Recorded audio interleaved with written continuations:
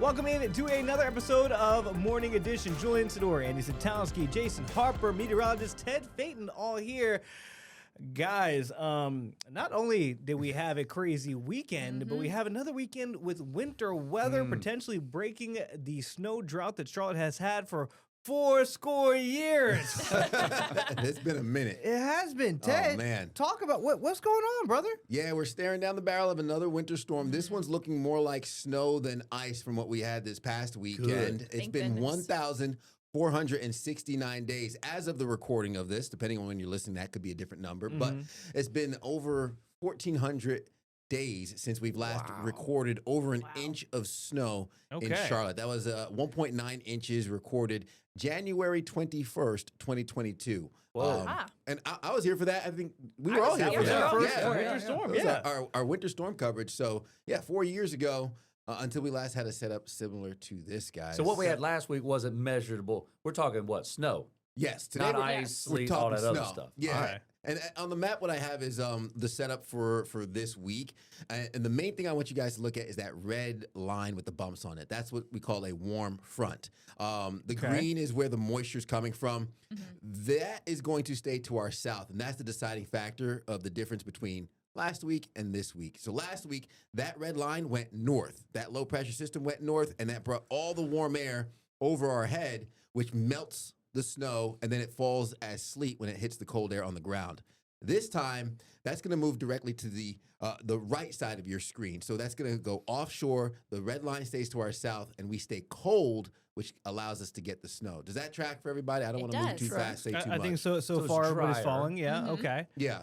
So we have that cold air that's in place, and obviously as that area of low pressure goes to the east of Charlotte and then north, that's what we call a nor'easter, and that's likely going to bring the snow potential not just for the Queen City, but Raleigh, Durham's going to get hit by this, up through Virginia, Washington, D.C., friends, family, interest, investments, up through the East Coast. Yeah. Make sure you check in on those as well, all the way up into Long Island. I'm going to call my mama today. There we Good. go. You should her. always call your mom. I got a friend that lives about an hour or so east of Raleigh, and he's like, man, we're going to get dumped on this weekend. So I know we're going to get it pretty good here in the Charlotte area, but east of us, they're really going to get hammered. Is that what Yeah. you're thinking? Yeah, I'm thinking the worst of it is going to be to our east. Now, I haven't shared totals publicly. We've been talking with the weather team. I've had my thoughts in my mind, and should I say it?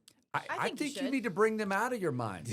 Oh, Lord. Well, Not an okay. inside thought. Okay. I'm a conservative forecaster, Yeah. so I'm leaning towards, believe it or not, guys, 4 to 6 inches of snow Whoa. for the Queen City, higher mountains to Wow. the east. As a weather team, we've actually landed on about 4 to 7 inches of snow. So that 4 to is- 7. Who said that- the 7?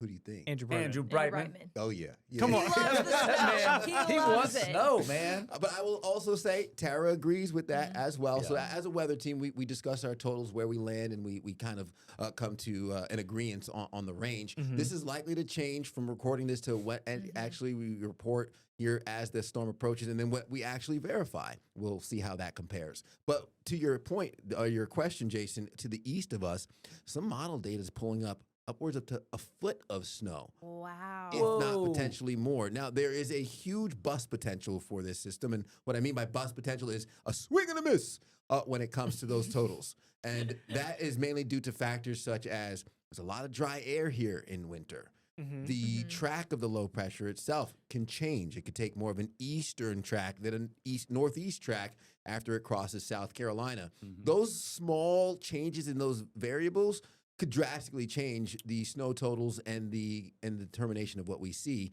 Even so, that warm air that I showed you, that red squiggly line, Yeah. that's really close to the South and North Carolina border. It is. If that comes a little farther north, and I've even seen some models hint at a little bit of freezing rain along the border, not for our area, but that could also bring totals down. So it's a very finicky system when we talk about forecasting in winter. Your comment about the dry air, right, and how you can be a swing and a miss. Can you take us through, and I think obviously we get a little bit different perspective because we work alongside you each and every morning, but for the people at home, they hear one thing on Tuesday, right? And then they may not watch the news again until Friday or Saturday, or when the weather event actually happens, and they say, "Wait a minute, Ted. We talked about inches of ice and all this stuff, and then by the time the weather event comes, the timing of it has completely moved. We have more dry air." Can you speak to how things change day by day, hour by hour, and how what we say on Thursday may not be what happens on Saturday? No, yeah, great question. I will say we get model data, the big models, 4 times a day. Every 6 hours, the calculations run. These supercomputers run these complex calculus and physics calculations to help give us an idea on what's happening. Now, what happens when you're more than 3 days out? I would say your resolution of like a TV is 720, right? It's more of a lower resolution. They're running all these calculations. They're general trends that we're picking up on. Then when we get closer to 3 days out, you get more of like a 1080p. Still those every 6 hours, 4 times a day, the updates, which if you think about it, if you miss 2 days, that's 8 updates that could have changed each time that you don't have for the forecast. So that's why it's important to stay up to date as we get closer to the storm. But when we're 48 hours out, and even day of, then you can get hourly updates. Then you get more of that 4K look at what's happening. That's where the details come into play. That's where you can see really where the moisture is. So when you're far out, 5 days plus, models tend to overdo the moisture this time of year. They tend to have a more general swath of the entire area being filled. But when you get to that 1080 and then that 4K, you see, okay, there's more nuance to who sees what. And that's why I like to wait until about 48 hours before really jumping into totals and jumping into the high confidence of what's going to happen unless there's a huge consistency in those models 5 days out. You like to wait until 24 hours, 48 hours out when it's that 4K quality and you can see all the wrinkles. Yeah, I want to see the wrinkles, You the want pimples. you can see everything from that vantage point. One of the things you said a lot, which was interesting last week when we had it was more of an ice event, less of snow, opposite from this one. But you were like, 1 degree can make a huge difference. Is that the same for this weekend with it being as dry as what you just showed us? Yeah. With all that moisture staying down in South Carolina, if it's that dry, you mentioned 4 to possibly 7 inches. What is it that causes 4 or 7? Yeah, great question. Fantastic. So the temperatures still matter, but not as much with this system. It's more of the location of that warm front, the location in the track. squiggly That little line. dragon tail. The little dragon tail. It does Perfect. look like a It dragon. does, you know what? I'm going to use that from now on. Little All right. dragon tail. Little dragon That tail. red dragon tail, it depends on how far north that warm air encroaches on North Carolina in our area. Everything north of that will likely get snow regardless of the variant of temperatures because there's going to be no melting consideration for the snow that's coming down. Now, when you have the direction of that low pressure change, that's when the variables change. The wind direction can change. Again, the moisture in the atmosphere. If you have a layer of dry air, sometimes the snow and the moisture has to saturate another level before it literally evaporates before hitting the ground. In rain, we call that virga, where it's raining, but it doesn't necessarily hit the ground. So we need the higher levels of the atmosphere to actually facilitate the path of all that moisture to come down to the ground. So not as much of a nuance with the temperatures, but certainly a nuance with the track of this low and how it's developing. Ted, I like this. yeah, no, I'm it's, learning so it's much. I know. opening up the book. We're seeing the inside of Ted's mind. One of the, Scary in there. Yeah, a little it bit. is. Let part. A little Let me smidgen. out. One of the things that you were talking about with Savannah today, because we had her talking about the different road conditions, is the fact that some of the side roads still have not been plowed fully. We still have some ice that are on roadways, sidewalks. You were saying because we have that ice, that's going to allow the snow to immediately start to accumulate. So how does what we had last weekend factor into how the snow is going to settle? And then what is that going to do to the conditions with that refreeze there? Because you mentioned snow melting and that makes more ice. Can you take us through how what we had last week is going to factor into what we see on the ground this weekend? Yeah, so with last week, for anywhere that hasn't thawed out and has a layer of ice, the small ice crystals will actually act as small ball bearings and lubricant when it touches the ice on the roadways. So honestly, the first 10 to 15 minutes of the event would be the slipperiest on some of those icy surfaces. Now, we've had an extended time with cold temperatures. So with the cold environment, the snow is likely going to stick to surfaces immediately, and that will also enhance the accumulation that we see and the type of snow that we're going to see with this. Remember, I mentioned how dry the area is. We're going to have the light, fluffy snow. Those light, fluffy snow, believe it or not, that's actually going to accumulate higher than the heavy, wet snow that we get. The heavy, wet snow tends to pack itself. We have what we call the ratio, the moisture to snow ratio. That packed snow is like a 1 to 10. we're looking at closer to a 1 to 20 with how that light, fluffy snow is falling. Now, while that sounds great and it gives you the higher snow amounts that people love to see, there's also a lot of air pockets. And when cars drive over that and pack it, it squeezes the air pockets out, and then you get another layer of ice on top of what's already fallen. Oh, wow. So that's some of the risk when it comes to travel for this weekend on Saturday. As folks are heading out and about, again, once this system starts, the first 10 to 15 minutes, that's going to be the slipperiest, and then it kind of levels off a little bit. And then as the pressure of those tires compresses that snow, you squeeze out the air pockets, and you can get another layer of ice. So be careful, basically. If Yes. you have to That's go it. anywhere Saturday morning, right, that's kind of the time that if you don't have to, don't. Yeah, just take the kids out playing it. Yeah. Make some snow angels. Try and make a snowman or a snowball. Go If you can sledding, pack it, right? Yeah, Sled go Ted. would be sledding great. if you There we got go. one, right? Yeah, you get the good speed in this snow. Okay, well, make sure to stay up to date with our whole entire Pinpoint Weather team. They're going to have the latest and greatest. Ted, go ahead, give a shout out to the Pinpoint Weather app. Hey, Ooh, yeah. Tracks where your phone is, not where Where- your home There is. we go. We'll be back with more Morning Edition on the other side of this break. So today was a big day when it comes to aviation in America. It's the 1-year anniversary of the plane crash at Reagan National with the helicopter, the Black Hawk helicopter. And MayCay, we wanted to talk to you about this because you've been following this investigation between the FAA, the NTSB. The findings that were released that came out, they're not easy to talk about. If you were to, I guess, boil it down into a nutshell, what is the overall assessment as what happened? That the FAA failed us. So this is according to the NTSB, and I'm going to quote, "We should be angry because this was preventable. This was 100% preventable." And that was Jennifer Homendy, the chair of the NTSB, really, really upset. A horrible day to know that what happened didn't have to happen. So it had to do according to their findings. So, it's been a year, as you said. The final report will be coming out in a couple of weeks. It's about 500 pages. They had a hearing on Tuesday where they discussed what will be in the final report. And it turns out that the investigators have determined it was complacency. The FAA had fallen down on the job, and all of this contributed to the deaths of 67 people. Now we're talking about American Airlines Flight 5342. It was coming from Wichita, Kansas, landing at Washington Reagan DCA Airport. It was in the evening. And then we have Pat 25. It was a military helicopter, an Army helicopter that was on a training mission. And unfortunately, they collided with each other over the Potomac River. So the findings talk about how they got in that position where they collided and put it all in a nutshell. And it's really, really hard to talk about.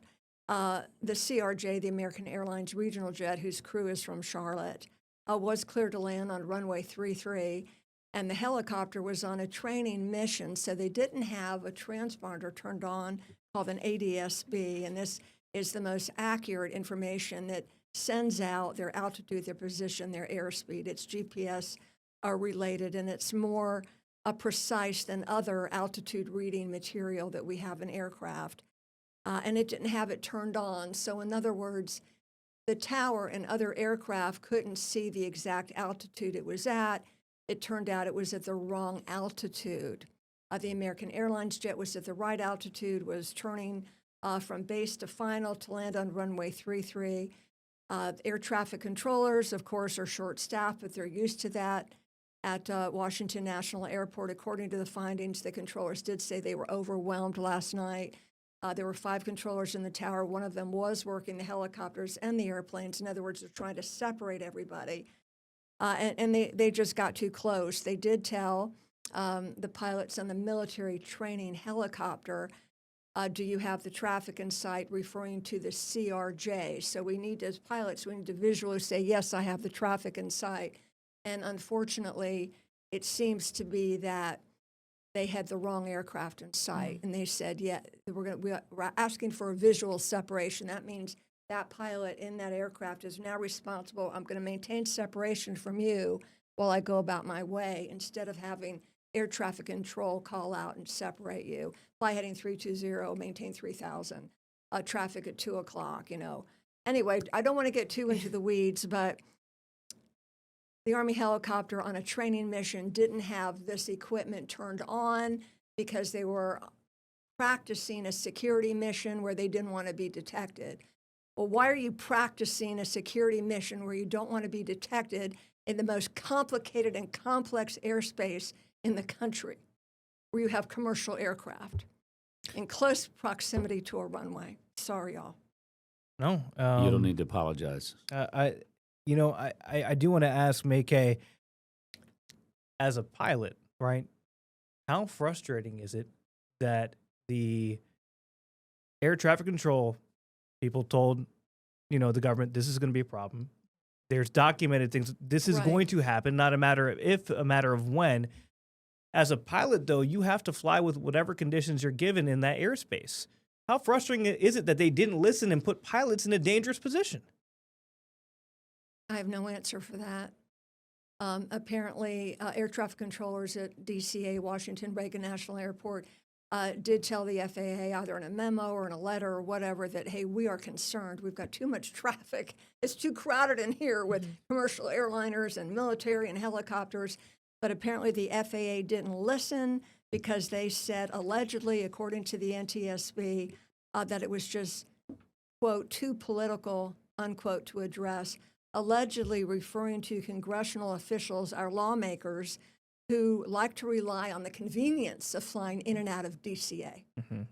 So, all right, MayCay, we want to continue this conversation with you about the NTSB findings on this collision outside of Reagan National in D.C. We'll have more on this coming up on the other side of this break.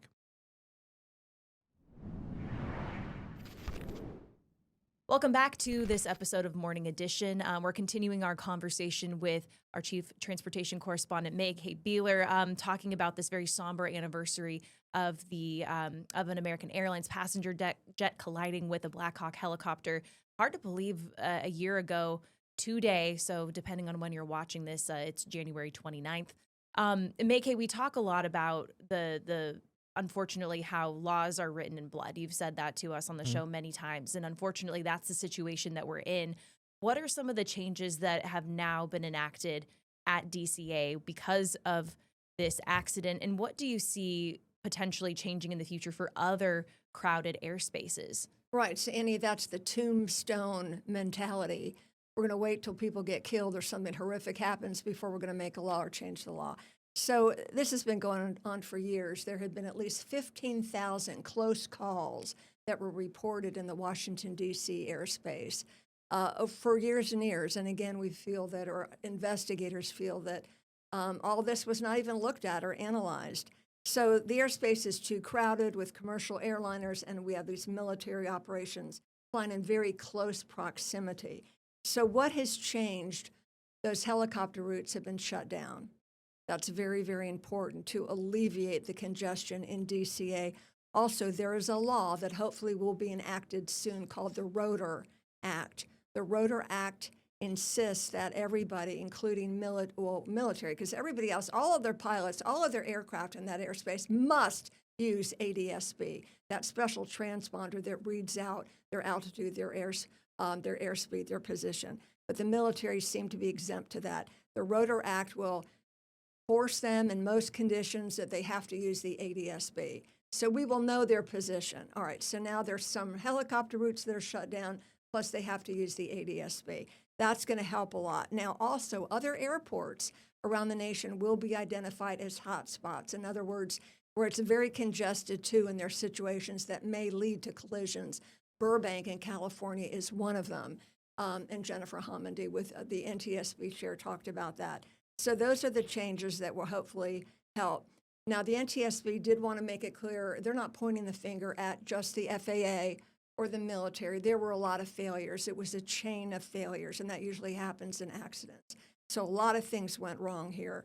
But basically, this was an accident that was waiting to happen. It was years in the making, and it's just so sad that 67 people died. And we're not blaming Pat 25, those on the training mission. They never saw what was coming.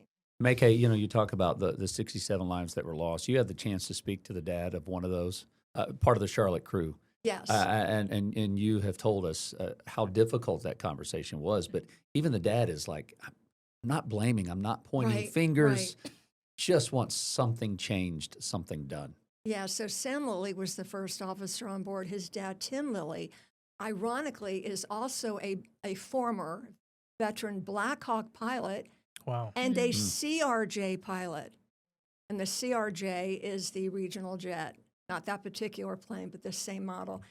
So he is really into the safety aspect of this. He and his wife Sherry, they've gone to all of the hearings, and he's using these senseless deaths of all these people to help make changes. And yes, you're right, Jason. He did say, "I'm not blaming anybody. Let's just prevent this from ever happening again." That's what it's all about. MayCay, it's just not a lot of words that you can say. It is heartbreaking. I guess the good thing is, I guess, does this give any sort of closure? Do you think that now, a year later, that we know all the factors into it, the laws are changing, is that the somewhat good that comes out of this? Is that the laws will change? Hopefully, an event like this won't happen. Hopefully, we can prevent them from happening at Burbank next and other airports that may have too congested of airspace. Yeah, I mean, only the families could answer that Yeah. because we don't know their pain. But yeah, something good has got to come out of this, right? Yeah. It has to come out. A Just law such doesn't a bring tragedy. someone back. That's true. It doesn't bring someone But back. you're right. And, It helps. you know, the last fatal accident of a U.S. airliner before this was in 2009, and that was Colgan Air. And that was like a small regional carrier. I think it was a Bombardier 400, and they iced up going into Buffalo and crashed. And because of that accident in 2009, and that was the last fatal commercial accident before this one, laws were changed so that flight crew had to have more hours of experience. And now all pilots who become airline transport pilots have to have a certain minimal number of experience, and it's more than it was before that accident. So good has to come out of something. But again, we don't know if these families will ever heal. It's tough. Oh boy, it is. Thank you for your insight.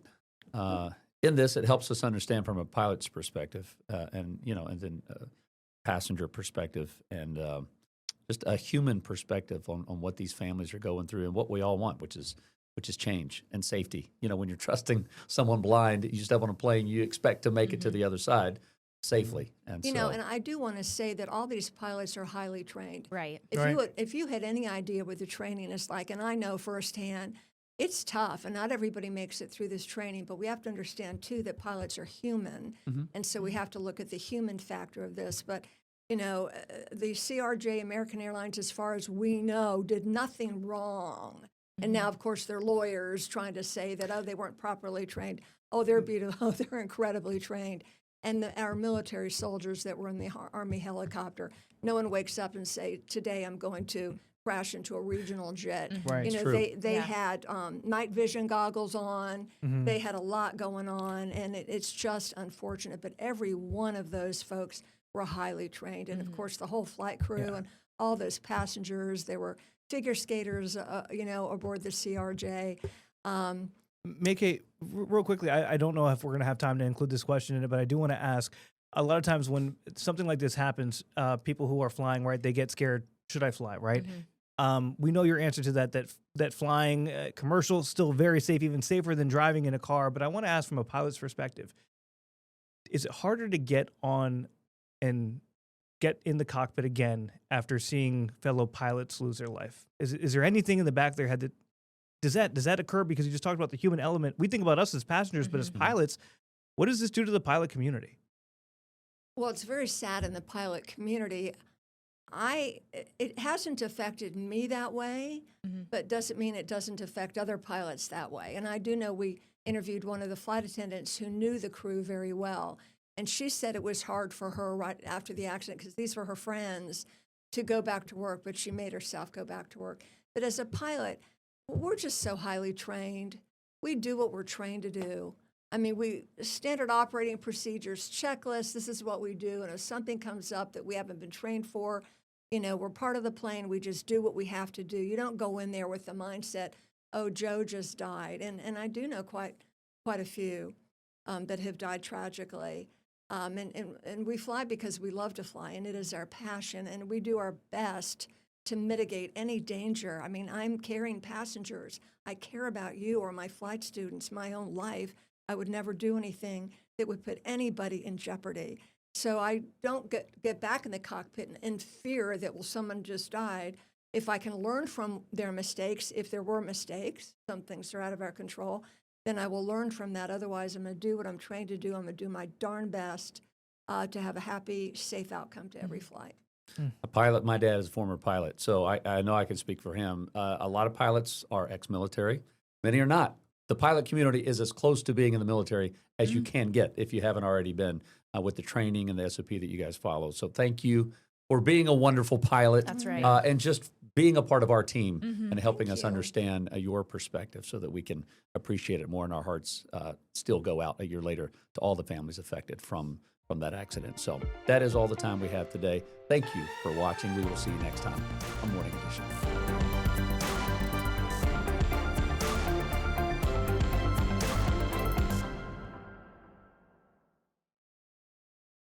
Queen City News Plus. Just search Queen City News on your smart TV's app store.